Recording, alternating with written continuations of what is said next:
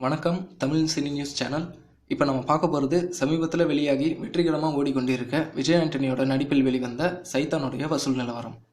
விஜய் ஆண்டனியின் முந்தைய படமான பிச்சைக்காரன் தமிழ்நாட்டில் மட்டும் இல்லாமல் தெலுங்கு மாநிலங்கள்லேயும் மிகப்பெரிய வெற்றி அடைஞ்சது. இதனால் அவருடைய அடுத்த படமான சைத்தான் படத்திற்கு 3 மாநிலங்கள்லேயும் மிகப்பெரிய எதிர்பார்ப்பு ஏற்பட்டிருந்தது.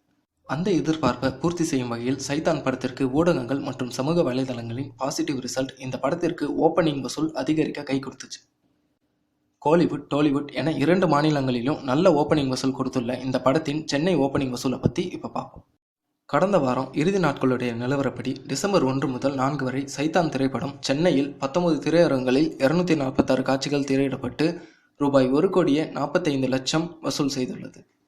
விஜய் ஆண்டனியின் முந்தைய படங்களை ஒப்பிடும்போது இந்த படத்திற்கு மிகப்பெரிய ஓப்பனிங் கிடைச்சதுன்னு சொல்லலாம்.